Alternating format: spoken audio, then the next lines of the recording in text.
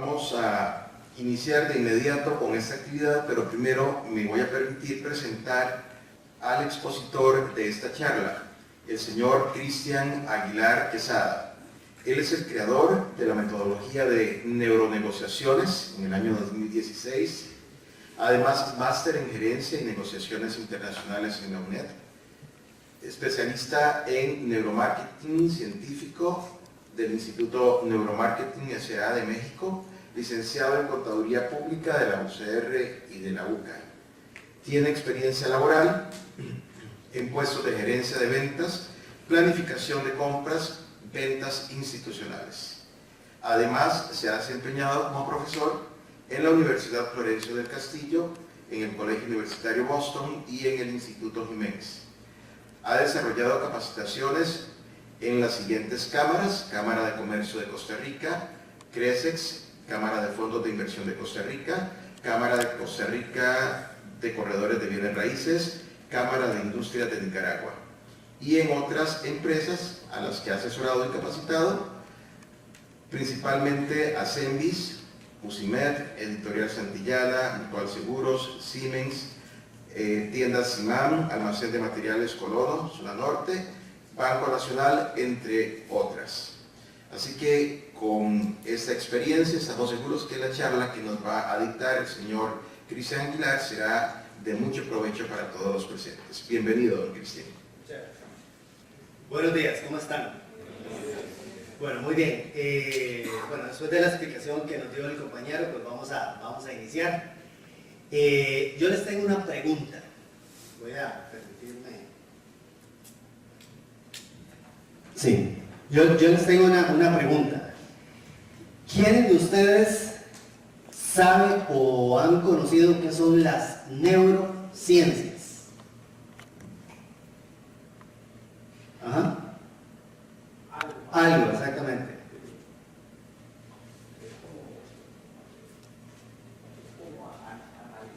Ajá.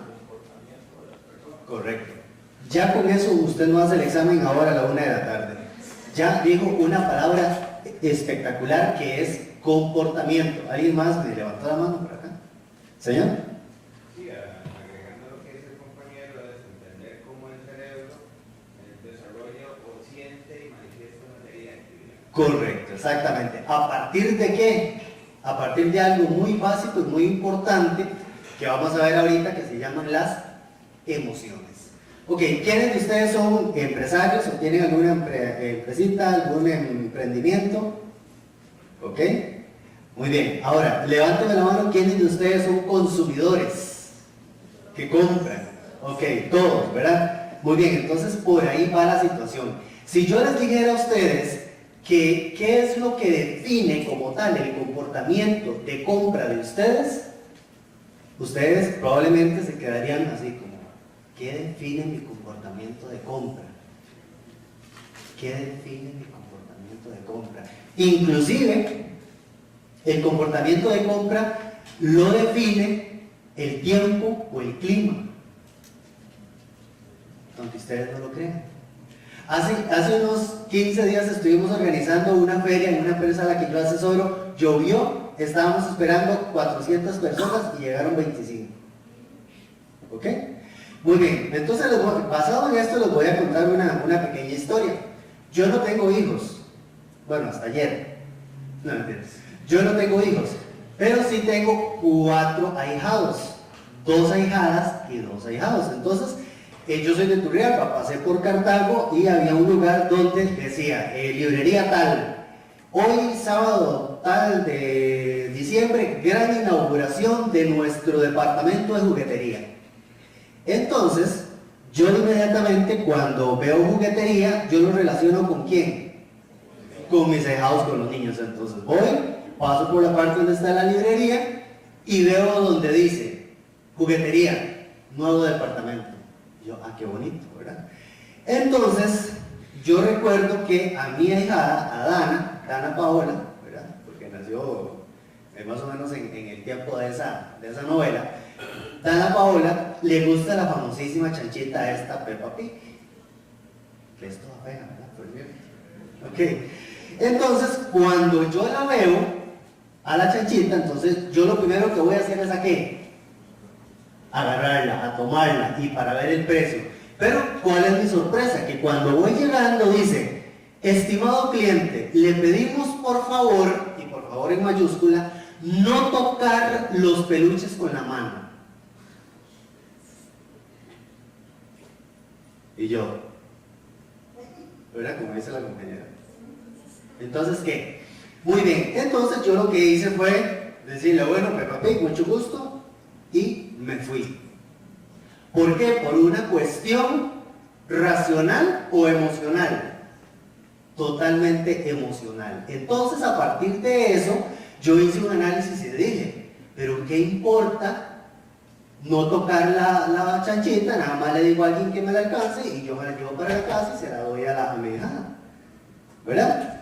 Pero como yo soy tan incómodo, bueno, pero como nuestro cerebro actúa basado en emociones, entonces yo me fui para otro lugar donde no me encontrara un letrero que dijera, estimado cliente, por favor no tocar los peluches con la mano, ¿verdad? Ahora, levántame la mano, ¿quiénes de ustedes recuerdan en los últimos 6 meses una experiencia positiva de compra en algún lugar? Que apenas salgan de aquí ustedes dicen, yo quiero irme para allá.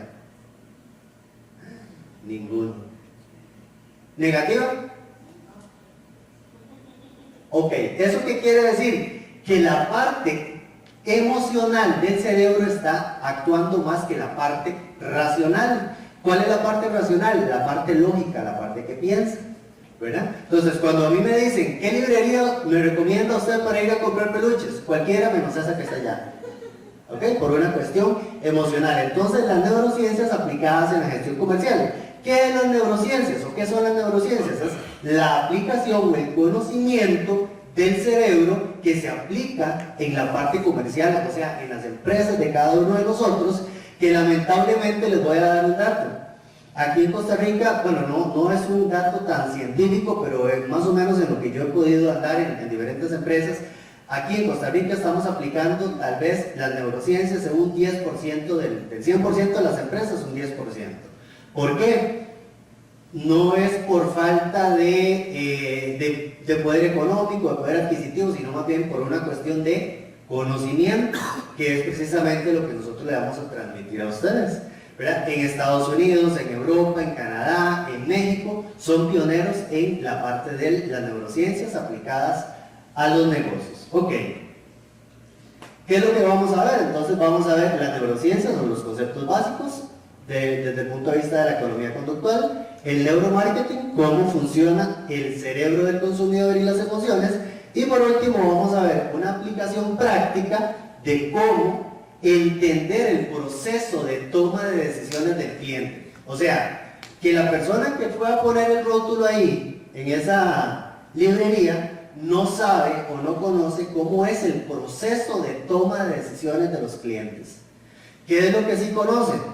Que no hay que ensuciar los peluches, ¿verdad? Pero a mí como cliente eso no me interesa, ¿verdad? ¿Por qué? Porque yo actúo de una forma más emocional. Si fuera racional, yo voy antes a una farmacia, me compro unos guantes y después entro a la librería, voy y tomo el peluche con las manos.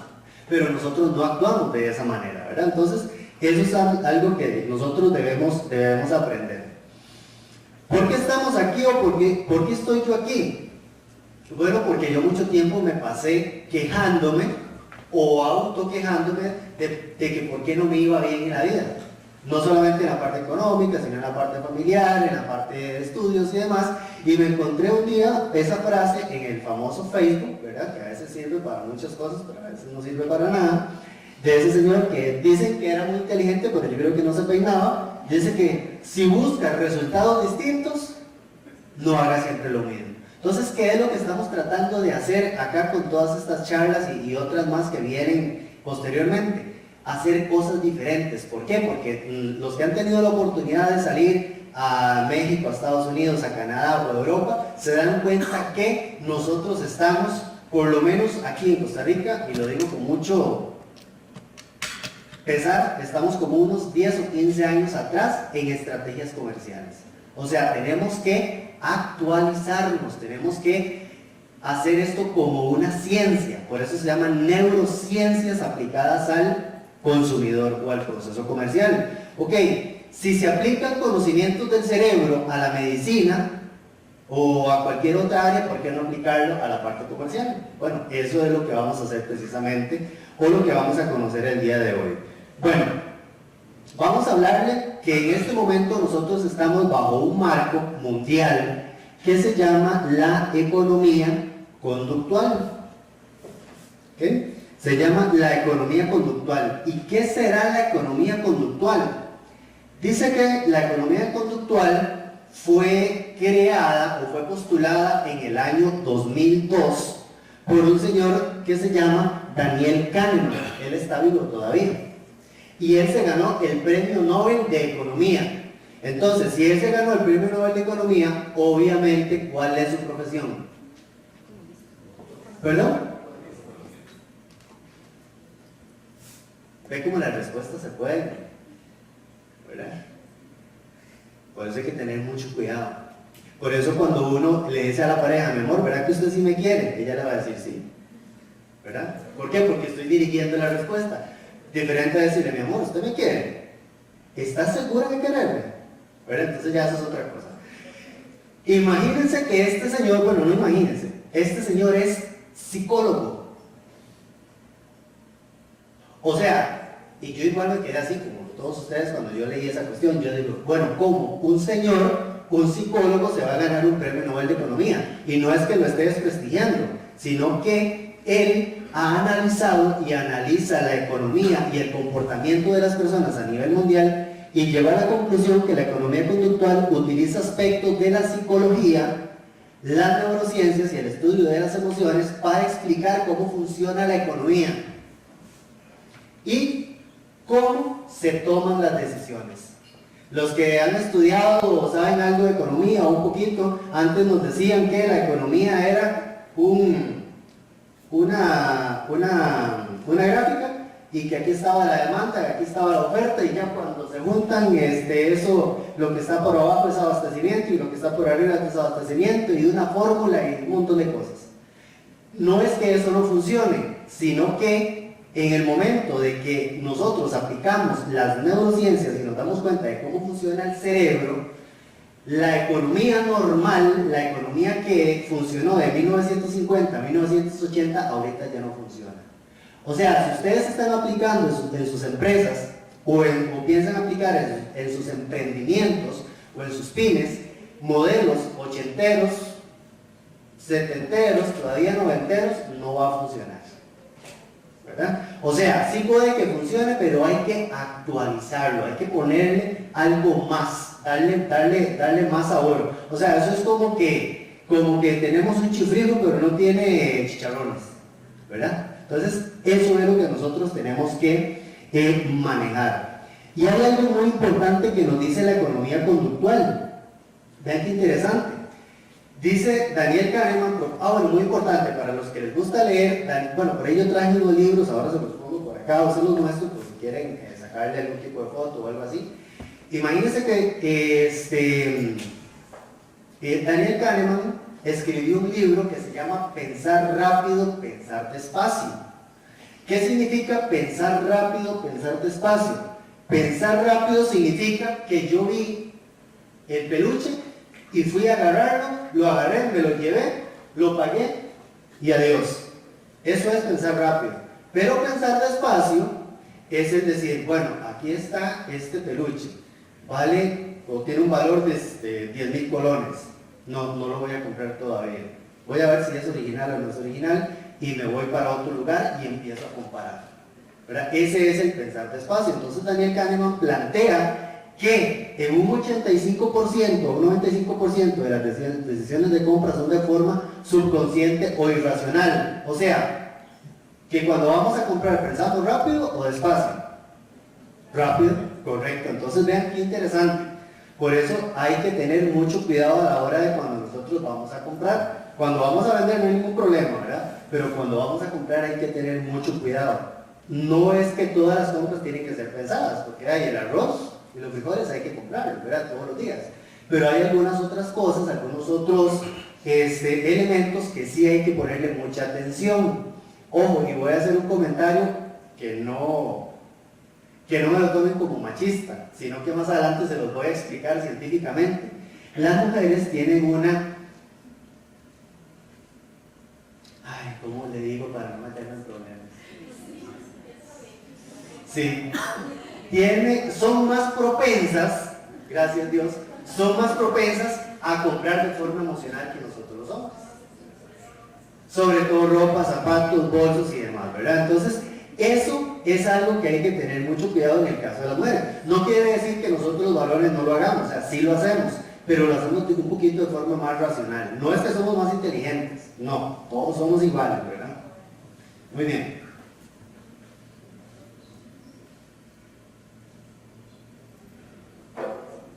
Pero ¿qué es lo que ha cambiado? ¿Qué es lo que ha sido diferente? ¿Qué es lo que nos ha llevado a nosotros a ver el proceso comercial como más científico? El mercadeo tradicional, ¿quién ha leído a Philip Kotler? Philip Kotler de las 4P, ¿verdad? Producto, precio, plaza, promoción y publicidad y no sé qué cuánto. Philip Kotler, él es el padre del mercadeo moderno, porque ahorita hay un post-mercadeo, ¿verdad? Que es el neuromarketing, que ahorita lo vamos a ver más adelante. Él propone que nosotros tenemos que, cuando estamos planteando nuestro plan de negocios o plan de mercadeo, tenemos que pensar en el producto, precio, plaza, o donde lo voy a distribuir, la promoción y la publicidad. ¿Pero qué hace falta? Es más, y empieza con P. Las personas, exactamente. ¿Ustedes creen que Huawei o que Samsung primero dicen, voy a crear un producto, este teléfono, para ver a quién se lo vendo? No, es al revés. Analizamos el mercado, ¿verdad? Y luego creamos un producto como tal. Pero el mercadeo tradicional me dice, usted agarre cualquier producto, el que sea, y después haga su plan de mercadeo. Que no está mal, sino que hay que mejorar ese proceso como tal. Entonces, el mercadeo tradicional estaba basado en lo que las personas decían, ¿verdad? Entonces yo, por ejemplo, soy un vendedor de cajetas de Turrialba, ¿verdad? Entonces traigo una degustación, voy donde el compañero y le pongo las cajetas enfrente, él sabe que yo soy el dueño de la empresa, y le pregunto, ¿le gustaron las cajetas? Y él me va a decir, no hombre, qué feas, ni azúcar, es más, ni con leche pinito le hicieron con leche de esa que venden en las... No es de Dos Pinos, ¿verdad? Es de otra marca. Él no me va a decir eso, ¿por qué? Porque yo estoy enfrente de él. O sea, que lo que las personas decían eran los productos que se sacaban al mercado, pero no siempre funcionaban. Vea Henry Ford cuántas veces fracasó. 5 veces fracasó con sus empresas de autos, ¿verdad? Hasta que hizo algo o hizo un auto que era específicamente para alguien que lo necesitaba. ¿Ok? Por ejemplo, en el caso de los celulares, como hemos venido hablando, los celulares tienen una característica muy importante que es tomado de neuromarketing precisamente, que se llama la usabilidad. Apúntense en ese concepto, usabilidad. Está demostrado que el 10% de la usabilidad de este teléfono que yo ando es para llamar. El 10%. ¿Y el 90% para qué es? Facebook, WhatsApp y demás, para comunicarme, pero de otra forma, ¿verdad? Entonces, imagínense que ustedes digan, bueno, yo voy a hacer un emprendimiento que va a ser un teléfono celular que la batería le dure 72 horas. Está bien, ¿verdad? Ok, pero no voy a poder ponerle el acceso a internet y voy a sacar a vender. ¿Cuántos venderían? Ninguno. ¿Por qué? Porque no tiene usabilidad. Entonces, precisamente, lo que las personas decían mediante encuestas, entrevistas o focus group estaba tergiversado. O sea, no era realmente lo que las personas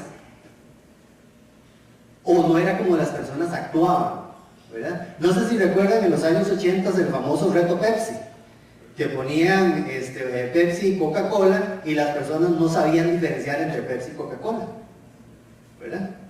Entonces inclusive a veces ponían dos Pepsi y una persona llegó a decir que una de ellas era Pepsi y la otra era Coca-Cola, cuando las dos eran Pepsi. ¿Por qué? Porque Coca-Cola estaba en su mente, ¿verdad? Ok, entonces esto ha cambiado. ¿Qué es lo que nosotros vamos a tener que hacer y tomar en cuenta desde el punto de vista de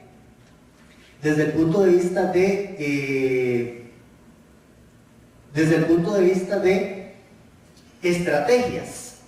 Precisamente esto que está acá. Nosotros no tenemos que basarnos en lo que nos dicen las personas, sino más bien en el comportamiento. ¿Cómo es que se comporta la gente? ¿Por qué compra? ¿Qué es lo que hace que una persona compre? Pregunta: ¿una persona compra una sombrilla porque va a llover? ¿Solo por eso? No. ¿Por qué puede ser? Por el sol también, ¿verdad? Entonces tenemos que analizar el comportamiento de las personas para poder nosotros saber cómo es que las personas toman decisiones. De los empresarios que me levantaron la mano hace un momento, ¿cuántos de ustedes saben cómo es el proceso de toma de decisiones de sus clientes? Muy pocos, tal vez, ¿verdad? Ustedes me pueden decir: no, sí, yo conozco el comportamiento de esa persona porque él viene todos los sábados a las 9 de la mañana. No, eso es una costumbre, pero no es un comportamiento. Entonces, nos vamos a dirigir por cómo es que las personas toman las decisiones. Ese es el punto número 1 que hoy vamos a aprender. ¿Cómo es que las personas toman decisiones?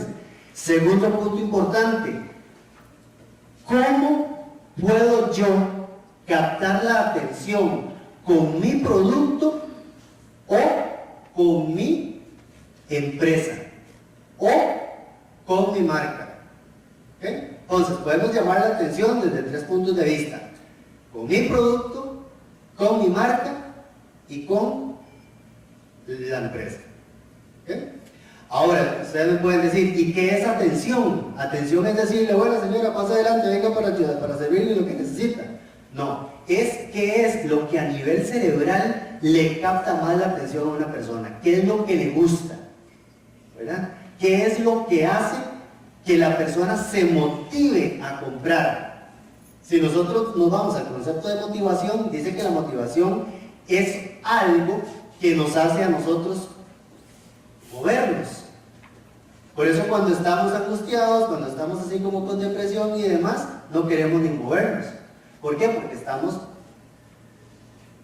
basándonos o tomando una decisión basado en una emoción. Esta es otra cosa que nosotros tenemos que tomar en cuenta.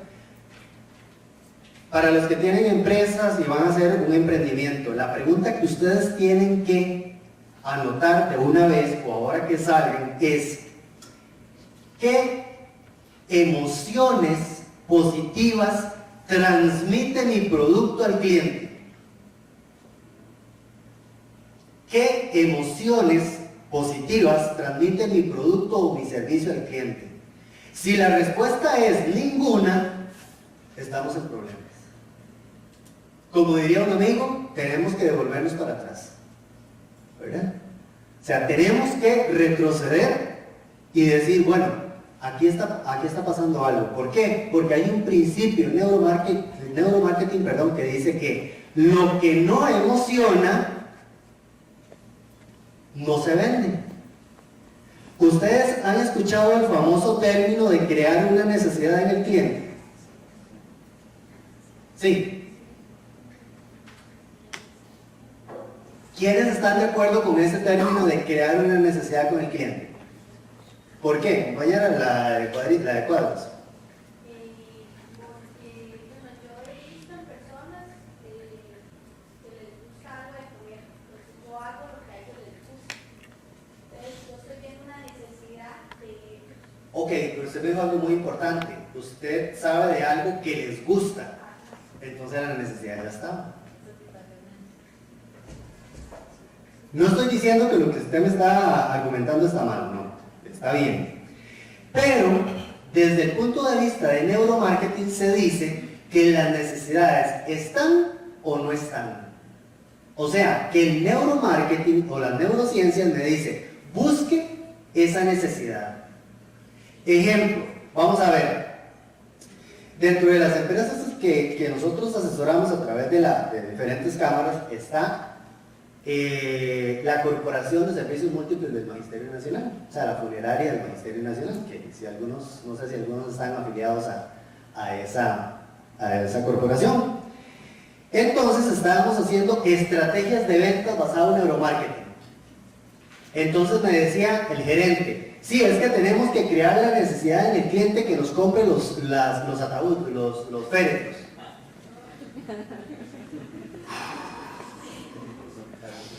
Entonces respiro yo y le digo, ¿y cómo hacemos? Y él me responde, para eso está usted aquí. Y me dice, porque necesitamos crear una necesidad en el cliente. Entonces, vamos a ver, compañera, ¿cuál es su nombre, perdón? Karina, mucho gusto.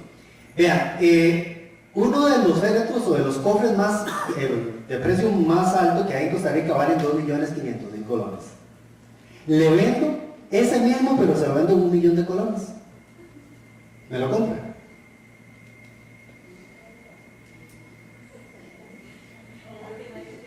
Nadie se quiere morir. ¿Ok? Entonces, en ese momento no está la necesidad. ¿Quién tiene la necesidad de morirse hoy? Ninguno, ¿verdad? Ok, pero sí lo que podemos hacer es crearle a ella una, no necesidad, sino crearle un sentimiento o una emoción en la cual ella vaya a decir, ah, bueno, yo en algún momento puede ser que lo vaya a necesitar. ¿Ok? Entonces, no es que esté mal decir que hay que crear necesidades, pero es que las necesidades están o no están. O sea, ¿tengo hambre o no tengo hambre? ¿Verdad? Lo que sí podemos es persuadir a la compañera mediante instrumentos de neuromarketing para que se afilie a la corporación y que más adelante vaya a gozar de ciertos beneficios como tanta cantidad de entierros y que no sé cuánto, y que el cobre y que todo lo demás. Pero eso es otra cosa. Entonces, desde el punto de vista de neuromarketing no estamos tan de acuerdo en que se crean necesidades. O sea, usted sí puede convencer a su cliente a través de generar experiencias positivas, ¿verdad? De hecho que el concepto de servicio al cliente, eso ya está obsoleto, eso tenemos que eliminarlo.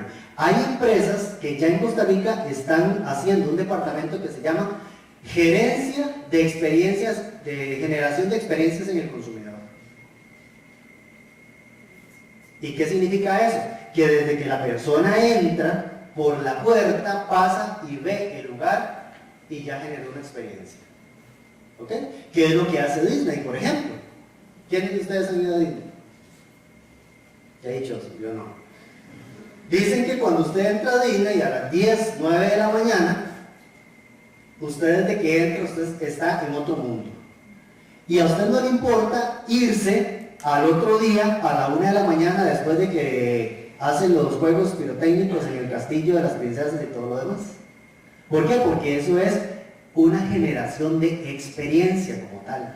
Entonces, otra cosa, aparte de la primera pregunta, ¿cuál es la primera pregunta que les dije? ¿Qué emoción positiva genera? Es qué experiencias estoy generando yo con mi cliente, ya sea con mi marca, con mi producto o servicio o con mi empresa como tal. ¿Ok? ¿Vamos bien hasta ahí? ¿Alguna duda? ¿No? Ok, muy bien. Estos son los conceptos básicos de las neurociencias y ya vamos a entrar un poquito a lo que es la parte del cerebro del consumidor y las emociones vistas lógicamente desde el punto de vista de el estudio del cerebro y los aportes que han hecho algunos neurocientíficos a la causa de las neurociencias. Ok, les puedo decir que este señor de apellido Prado tiene una empresa que se llama Neurofocus, que la funda, fue una de las primeras empresas que se fundó dedicadas a la investigación del consumidor a través de una empresa llamada Neurofocus. ¿Qué es lo que hace él? Él lo que hace es estudiar desde el punto de vista cerebral cómo es el comportamiento del cliente. No va y le pregunta a Carlitos, ¿Carlitos le gustó la leche? Sí. Ok, Carlitos, ¿y usted ahorita cuál va a consumir? ¿Va a consumir Dos Pinos o va a consumir Lara? Ah, no, yo voy a consumir Lara, seguro. ¿Y por qué? Porque viene entrando al mercado. Pero cuando va al supermercado, se encuentra las Dos Pinos, esa es la primera que agarró. ¿Cierto? Y eso nos va a suceder a nosotros. ¿Ok? Igual con la salsa Lisandro, que ahorita más adelante vamos a ver un ejemplo de eso. Martin Lindstrom escribió un libro que se llama Biology, o sea, como la biología de la compra, por decirlo así. Es el autor de varios libros y tiene una empresa que se llama Neuromarketing Biology Incorporated, ¿verdad? Para los que hablamos francés. Les recomiendo ese libro. Ahorita a nivel nacional está agotado. Se supone que llega como dentro de 3 meses. Está la versión en inglés, está la versión en español. En ambas se llama así, Biology, que es como la gente analiza desde el punto de vista cerebral cómo es que va a ir a comprar la leche. Si agarra la Lala, agarra la Coronado, agarra la Dos Pinos, ¿verdad? Mi tía dice, no, yo consumo Coronado porque la Dos Pinos no me gusta. Es lo mismo. Hace muchos años, cuando yo estaba estudiando, nos llevaron, en el primer curso de mercadeo, nos llevaron a la empresa de detergente Irex, que queda allá en Entre Ríos, bueno, Turigabat, por ahí. Y resulta de que ellos tenían un problema muy grande, porque las ventas del Irex se le iban bajando. Eso fue como en el año 2000 más o menos. Entonces, crearon una nueva marca de detergente que se llama Fortress. ¿Y qué es lo que hizo Fortress? Fortress lo que hizo fue bajar el consumo de la competencia. No se consumía mucho Fortress y subió el consumo del Irex. Y era exactamente lo mismo. ¿Por qué? Porque el Irex costaba, qué sé yo, 1000 colones y este otro costaba 500. Pero cuando usted ve un jabón de 500 o de 1000, el de 500 ya le parece raro. Y es una marca extraña. ¿Y esto de dónde será? Pero eso fue, la gente pensaba rápido. Pero si hubiera pensado despacio, agarra el paquetito y ve, fabricado por Irex de Costa Rica, entonces, ¿qué hicieron? ¿Qué hicieron? Ellos utilizaron un principio neurocientífico a partir del empaque, a partir de las características del producto y lógicamente a partir del precio. Entonces, vean que todo esto sí funciona como tal. Después está este señor, Suraviki, es el autor del libro Neuromarketing explorando el cerebro del consumidor, y Roger Dudley, que se me olvidó, no traje ese libro sí está en varias librerías en Costa Rica. Roger Dudley, que tiene este libro que se llama Brain Fluids, o sea, cómo influir en el cerebro. Dice, aquí no sé si lo pueden leer, pero dice 100 formas de convencer y persuadir a través del neuromarketing. O sea, ¿cómo yo puedo? Vean que dice convencer y persuadir, no dice crear una necesidad, ¿verdad? Insisto, no es que esto está mal con su concepto, ¿verdad? No está mal. Muy bien. Ok, estos son algunos procesos de los cuales, algunos de los autores que han escrito sobre neuromarketing, pero ojo, hay 2 tipos de neuromarketing que ya más adelante lo vamos a ver. Uno que es el neuromarketing científico y otro que es el neuromarketing teórico. El que nosotros debemos ponerle atención es el científico, el que viene a partir de estudios del cerebro como tal, no de suposiciones psicológicas, pero ya más adelante lo vamos a ver. Muy bien. En los años...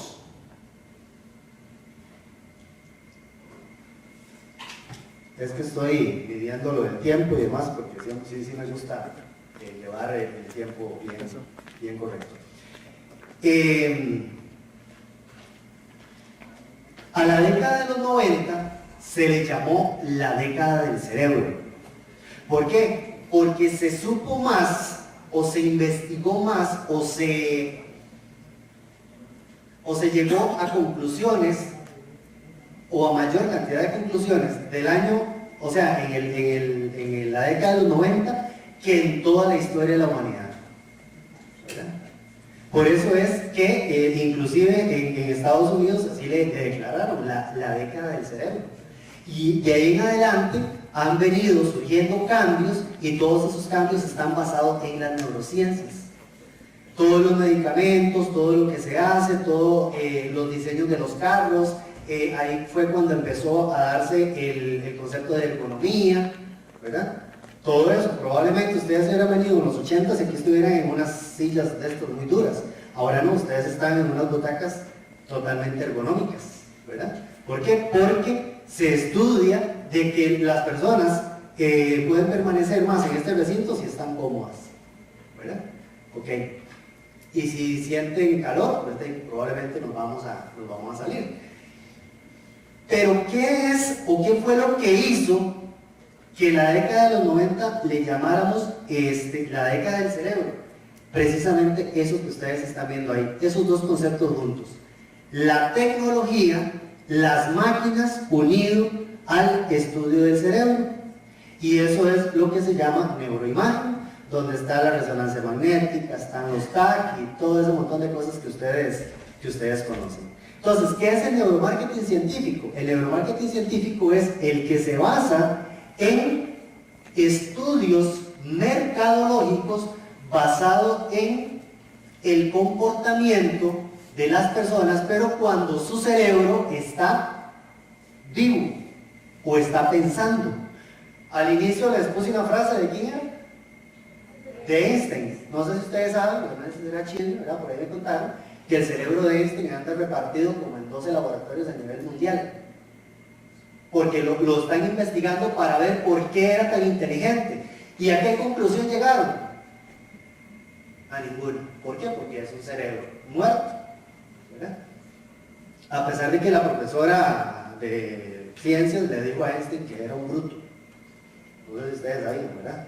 Ok, entonces todo esto, todos estos aparatos que se conectan al cerebro, a los ojos, a la cabeza, a la parte de la sudoración de los dedos, que es parte de lo que se utiliza en los polígrafos, ¿verdad? Para ver si decimos la verdad o decimos mentiras.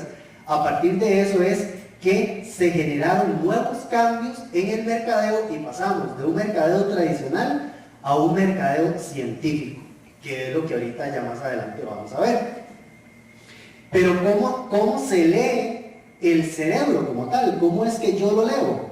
Ok, bueno, yo no, porque no soy científico, pero los científicos lo que hacen es que a partir de la colocación de todos estos aparatos, lo llevan, las sensaciones o las emociones, las llevan a un amplificador, y ese amplificador lo lleva a una computadora, y la computadora hace lo que se llama un sistema de mapeo cerebral. ¿Qué significa un sistema de mapeo cerebral? Ustedes dicen, pero ¿de dónde yo voy a agarrar eso para ponerle en la jupa, para ponerle en la cabeza a mis clientes? No hace falta, ya está escrito. O sea, ¿qué significa esto? Que las zonas rojas, ¿verdad? Las zonas rojas fueron las que crearon una mayor cantidad de emociones en los clientes a la hora, o a los consumidores a la hora de analizarlos, ¿verdad? Entonces yo puedo poner a la compañera o al compañero a ver un comercial, y aparte de que lo pongo a ver el comercial, le pongo un gorrito como esos, y le pongo unos lentes, y le pongo estos chuponcitos que se ponen en los dedos, que ahorita disculpen, pero se me olvidó el nombre. Entonces él me va a decir de forma emocional si el comercial o la publicidad o el producto fue bueno o fue malo. En el Instituto de México, que yo tuve la oportunidad de llevar el diplomado en neuromarketing científico, se analizó un comercial de cemento, duraba 30 segundos, y de esos 30 segundos solamente 12 generaban emociones positivas en el cliente. Entonces, ¿qué se hizo? Que el comercial se cortó de 30 segundos a 16 segundos, más o menos 16, 18 segundos por ahí. Entonces, imagínense ustedes cuánto vale o cuánto se ahorraron de 15 segundos en un comercial, por ejemplo, de un canal de cable en México, ¿verdad? Entonces, todo eso es lo que se llama las neurociencias aplicadas al conocimiento o a la parte comercial como tal. Muy bien. Pero a partir de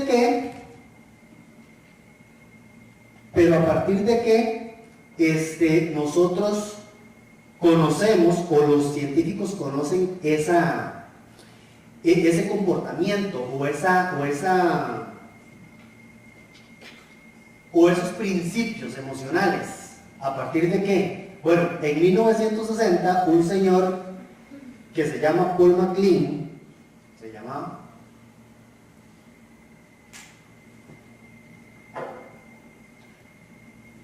Paul MacLean en 1960 creó una teoría, bueno, ya no es una teoría, ya es una realidad, pero es una tesis, donde dice que el cerebro, desde el punto de vista morfológico, por decirlo así, de su forma y su evolución, se divide en 3. Vean lo que les voy a decir. Ustedes tienen clientes, inclusive ustedes son consumidores, que a veces compran con un tipo de cerebro, a veces consumen con otro tipo de cerebro y a veces con otro. Y ustedes me pueden decir, bueno, pero ¿cómo es eso si yo solamente tengo un cerebro, solamente tengo una cabeza? Pero Paul MacLean creó la teoría del cerebro triuno. Ya saben ustedes que desde el punto de vista de hemisferios, el cerebro se divide en el hemisferio derecho y en el hemisferio izquierdo, ¿cierto? El hemisferio derecho controla los movimientos de la parte izquierda. Por eso es que a veces no podemos hacer algunos movimientos, por ejemplo, para acá con la derecha, ¿verdad? Aquí así, pero después hagan esta para acá y esta para acá. O sea, ahí ya se nos hagan. Entonces, la mano derecha va a favor de las manecillas del reloj y el izquierdo en contra. Pero no pare la otra. Vea, es que mueve las dos. Mover las dos es muy fácil, ¿verdad? Entonces vean que es un principio básico, principio científico. Entonces, ¿qué dice el cerebro triuno? Dice que nosotros, no, ¿verdad? No se puede. Igual con los pies, así a favor de las manecillas del reloj y a la mano para el otro lado. Este sí ya es un poquito más fácil. ¿Por qué? Porque es izquierda y derecha. Entonces ahí están trabajando los dos lados del cerebro de forma independiente. Muy bien, entonces, ¿qué significa el cerebro triuno? O sea, que tenemos 3 cerebros en uno solo. El primer cerebro, o tipo de cerebro, el tipo de cerebro que nosotros tenemos se llama el cerebro reptílico o reptiliano. Es el que toma decisiones de compra basado en el instinto. Ejemplo, aquí en Costa Rica nos anuncia la próxima semana don Carlos Alvarado y su gabinete de Economía y Agricultura y demás, que el arroz y los frijoles va a subir un 150%. Hacemos una huelga como de unos 15 días, paramos un par de autopistas, la de Cartago y esta aquí de Alajuela San José, y después vamos al Megasuper, vamos al Palí, vamos a donde sea, a comprar el arroz y los frijoles a un 150% más caro. ¿Por qué? Porque es nuestro instinto. O sea, un tico, a nosotros nos quitan el arroz y los frijoles y estamos desesperados. Yo he andado en otro país buscando pinto para desayunar. Y un día en México me encontré arroz por un lado, frijoles por el otro y lo revolví. Y yo deseando la salsa inglesa, para no decir marcas, ¿verdad? Ok, entonces eso es lo que me hace a mí por instinto. Me dice, mira, es que usted tiene probablemente un problema, qué sé yo, en los riñones. Entonces yo voy directamente al médico. Y si tengo la posibilidad, ¿cuál voy primero? ¿Al médico de la cama o uno particular? Particular, ¿por qué? Porque es algo de instinto que me dice que es de supervivencia o de sobrevivencia. Entonces, si ustedes tienen productos o servicios que cumplan con estas características, por ejemplo, una farmacia, ¿verdad? O algo que tenga que ver con alimentos o con la supervivencia de las personas, entonces sus clientes muy probablemente vayan a reaccionar de forma instintiva o por instinto. Por ejemplo, aquí en este momento empieza así como que a moverse esta cuestión. Ustedes no me ven cuando yo estoy allá afuera. Y ya afuera, ya desde que yo venía, ya sé dónde está el punto de reunión, ¿verdad? Y aunque llegue yo solo primero, pero yo llego ahí. ¿Ok? ¿Por qué? Porque es por instinto. Muy bien. Pero ¿cuál es el tipo de cerebro que les va a salir a ustedes en el examen? El que van a hacer ahorita como a las 12. ¿Sí les dijeron que hay examen? No. Bueno, pues había uno que no lo hacía ya, ¿verdad? Era usted, ¿verdad? Ok, muy bien. El sistema límbico, ese es el punto neurálgico de lo que vamos a venir a ver hoy.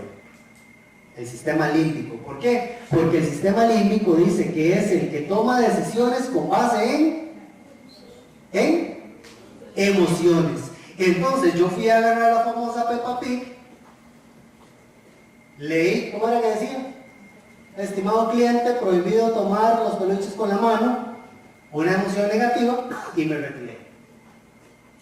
¿Verdad? Ni el precio vi, ni mucho menos, y es más, yo compraba libros en esa pequeña librería ahí en Cartago, y ahora ya ni siquiera eso me dan ganas, ¿verdad? Qué chichoso, ¿verdad? Bueno, es por una emoción que se produjo como tal. Muy bien, entonces, el sistema límbico es el que se basa en la generación de emociones, ya sean positivas o negativas. Entonces, este es el tipo de cerebro que ustedes deben atacar desde el buen punto de vista cuando estamos pensando en un producto o un servicio. ¿Ok? Entonces ustedes dicen, mira, yo voy a estrenar un bungee allá en Herradura y va a ser bungee con canopy y va a ser especialmente para personas con problemas del corazón. No, ¿verdad? Jamás. Ok. Pero para personas con problemas de corazón y depresión alta y todo lo demás, sí podemos crear un parque donde la gente vaya a relajarse y todo lo demás. ¿Y a qué estamos apelando? Estamos apelando a una parte del sistema límbico que es las emociones. ¿Ok? Es como el niño, el varón y la mujer que van por el centro comercial, ¿verdad? Y pasan por una tienda y el niño empieza a llorar porque quiere una bicicleta o quiere una bola, ¿verdad? Entonces el papá le dice, no, sí, mamá, usted ya tiene una en la casa. Papi, pero es que yo la quiero yo creo que aquí la mayoría son de la abuela. Yo la quiero de la liga, la que tengo es la de la serie. Entonces el papá le dice, no.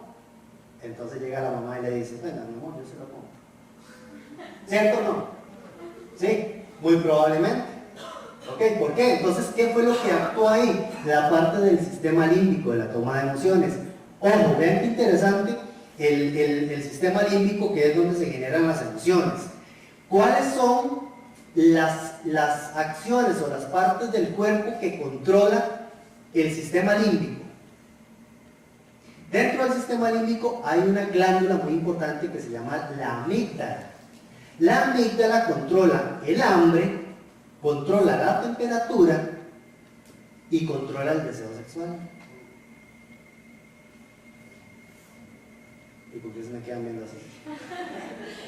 Ok, repito, controla la temperatura, controla el hambre, controla el impulso o el deseo sexual, pero también controla la parte de la alegría o la satisfacción.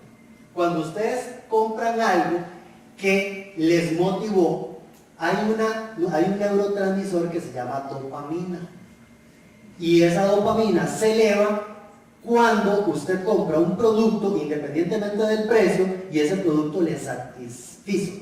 ¿Así se dice, verdad? Porque satisfacción no, ¿verdad? Se satisfizo. ¿Ok? Entonces, ¿qué es lo que van a hacer ustedes? Bueno, pasaron por la tienda de zapatos y la tienda de bolsos, a los 15 días vuelven a pasar y ustedes sienten algo como que la tienda los jala. Uy, la tienda me jala, quiero meterme. ¿Y por qué es? Porque su cerebro lo está relacionando con algo que sucedió anteriormente, ¿verdad? Por eso es que hay empresas que están creando una gerencia que se llama gerencia de generación de experiencias en el cliente. ¿Ok? Ese es el sistema límbico. Y el neocórtex, que es el menos desarrollado, el menos evolucionado, es el que tenemos en esta parte del cerebro, de la corteza cerebral, es el sistema neocórtex. ¿Cuál es el sistema neocórtex o cómo nosotros podemos detectar una persona neocórtex? Cuando yo le digo al cliente, mira señor, le vendo este libro. Ok, muy bien. ¿Y ese libro cuántas páginas tiene? Tiene 450 páginas. Ok, ¿y de qué habla? Habla del neuromanagement. Ok, ¿y cuál es el autor? Ah, ok, el autor es Néstor Braille. Ah, ok, está bien. Bueno, déjenme pensarlo. Entonces agarra el libro, empieza a verlo, ve los títulos y demás, y me dice, ya vengo. Y se va para otra librería, hace una comparación, y probablemente vio otro libro con el mismo tema, y que le llamó más la atención. Entonces él va a decir, bueno, ¿cuál es el que me funciona más? ¿Me funciona más esto o el que diga aquella librería? Entonces empieza a hacer cálculos. Ese es el tipo de cliente que nosotros de neuromarketing le llamamos cliente con calculadora en mano. ¿Okay? El cliente que piensa, que me dice, pásame la proforma, y nosotros le pasamos la proforma, y después de la proforma, ¿qué pide? A ver. No, ese es el más emocional. Sí, sí pide descuento, pero si ve algo que no le satisface. Después de que pide la proforma, digamos que es una herramienta eléctrica. Las características. Las especificaciones técnicas. Excelente, muy bien, usted tampoco hace el examen ahora.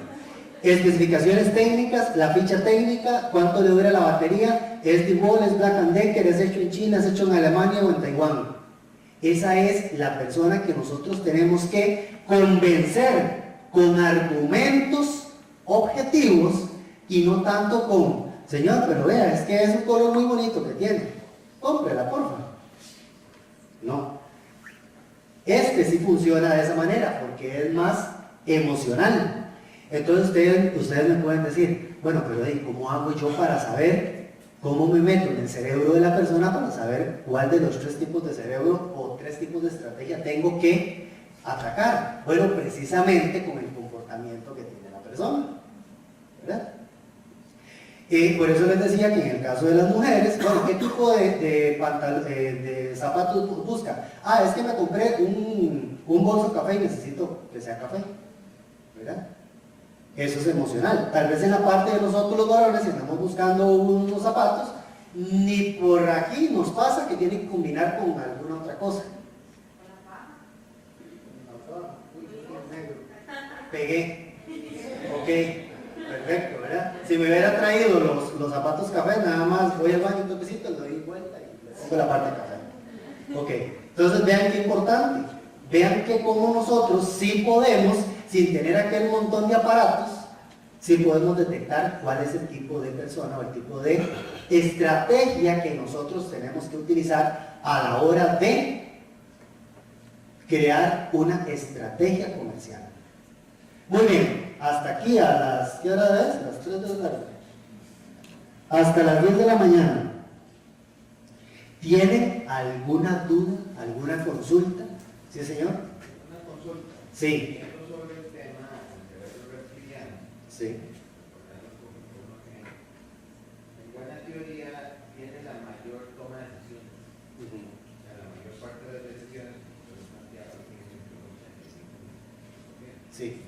¿Cómo manejamos eso ante una estrategia? Ok, ¿cómo manejamos? El 85% de las decisiones son reptilianas. No, perdón, disculpe que lo corrija, pero la teoría de la economía conductual decía que entre un 85 y un 95% de las decisiones de compras eran subconscientes. Entonces, a la hora de irnos nosotros a la parte subconsciente, estamos hablando más que todo del sistema límbico. Pero Porque, con estos Braidot, Ajá. dice que el 85% de las decisiones vienen del metaconsciente. Ahora sí, ya le estoy entendiendo. Ok. En el caso del metaconsciente está la parte consciente, que es lo que yo sé, que es lo que me estoy dando cuenta en este momento, y está el metaconsciente. El metaconsciente sí se compone de la parte baja del cerebro, por decirlo así. Entonces, el metaconsciente sí está relacionado con el sistema límbico y con el sistema reptiliano. Ahí sí, entonces usted tiene toda la razón. Entonces, la pregunta es, ¿qué estrategia nosotros podemos hacer para generar estrategias de compra o comerciales para gente que es reptiliana? Esa es la pregunta. No, ¿cómo hago yo una estrategia comercial con esa condición del 85% metaconsciente, olímpico y reptiliano? Ah, ok, muy bien. Eso es lo que ya vamos a ver más adelante. ¿Cómo lo vamos a hacer? Basado en las emociones, basado en la toma de decisiones. O sea, yo debo tener para cada, oiga lo que les voy a decir, para cada tipo de consumidor yo debo tener un producto. Que eso es lo que hace Huawei o lo que hace Samsung o lo que hace iPhone, ¿verdad? Entonces, ¿qué es lo que hacen ellos? A partir de este 85-95%, crear estrategias. ¿Cuáles son las estrategias? Y se la voy a ejemplificar con mi teléfono. Mi teléfono es un Mate 20, ¿ok? Es un Mate 20. Me costó no sé cuánto, digamos 300,000 colones, por ejemplo, ¿verdad? Todavía estoy con su ejemplo. Pero resulta que después, a la semana, salió el Mate 20 Plus. Entonces ya Cristian empezó a investigar a ver qué era lo que tenía diferente del Mate 20 al Mate 20 Plus. Como 3 o 4 características diferentes. Entonces, si hubiera trabajado con el sistema límbico o el sistema reptiliano o el sistema metaconsciente, que es de la parte de las emociones, yo digo, bueno, voy al ICE y dejo o lo vendo o no sé, y me compro el otro. ¿Verdad? ¿Qué es lo que sucede igual con los famosos Galaxy? El 10, el 11, el 10S y el no sé cuánto, no sé qué. Todo eso es lo que va generando nuevas emociones y va ahora sí generando nuevas necesidades. Pero no necesidades por necesidad, sino más bien necesidades transformadas en deseos como tal. ¿Verdad? Entonces, para responder su pregunta, bueno, ahí tiene que ser con estrategias netamente emocionales. No podemos hacer estrategias lógicas para una persona que es emocional. ¿Ok? Entonces, por ahí anda más o menos lo que me preguntaba. Sí, ok. Entonces, para resumir la pregunta, para que quede bien claro, ¿cómo hacemos nosotros para crear estrategias desde el punto de vista del metaconsciente? ¿Qué es metaconsciente? Metaconsciente es un concepto que utiliza Nestor Bridle para referirse a la parte no consciente de la persona, o sea, la parte que no es lógica o que no es pensante. O sea, de aquí para abajo. ¿Cómo lo hacemos? A través de las emociones. ¿Ok? Hay mucha gente que es aficionado a Star Wars. ¿Quiénes son aficionados a Star Wars? A la Guerra de las Galaxias. O al Hobbit, o a todas estas películas. Que sale una y después que sale la otra, y después la otra, y después la otra. ¿Eso qué es lo que nos genera? Pues ir a ver la 1, después ir a ver la 2, después a ver la 3. ¿Quiénes fueron a ver Michael Jordan 1? ¿Quiénes fueron a ver Michael Jordan 2? Muy pocos, ¿verdad? ¿Quiénes salimos decepcionados con Michael Jordan 2? ¿Por qué? Porque estábamos esperando un producto emocionalmente más atractivo que el primero, pero no fue así. Hubo un actor que se llevó la mayoría del show, por decirlo así, que no fue precisamente Michael Jordan. En el primero sí fue Michael Jordan, ¿verdad? Las películas de Rápidos y Furiosos, que ya van por el 85, creo, más o menos, ¿verdad? Rápidos y Furiosos, 1, 2, 3, 4, 5, eso precisamente, eso es lo que nosotros tenemos que ir haciendo, generando secuencias, pero que esas secuencias vayan generando, o que me vayan generando paso a paso me vayan generando emociones positivas. ¿Ok? La compañera que tiene ese bolso ahí, ¿verdad? Lo tiene cerrado, sí. Ok, ella fue a cierto lugar, digamos, que fue aquí al City Mall como tal, digamos, no sé, no, por allá, no sé, por allá. Y a ella le salió muy bueno y le gustó mucho. La segunda vez que fue, o que vaya a ir la segunda vez, ella va a esperar algo mejor, ¿verdad? O va a esperar que le hagan una rebaja, o va a esperar que haya una promoción. ¿Por qué? Porque ella ya se siente cliente de ese lugar. ¿Cuántas veces a ustedes han llegado clientes y les dicen, ¿y qué? ¿No me hace descuento? No, es que ese es el precio. Ay, pero ¿cuántas veces he venido yo a comprarle ya? ¿Por qué? Eso es general, lo que se generan son emociones positivas y también se generan emociones negativas. Para ir terminando esta parte de los conceptos básicos de la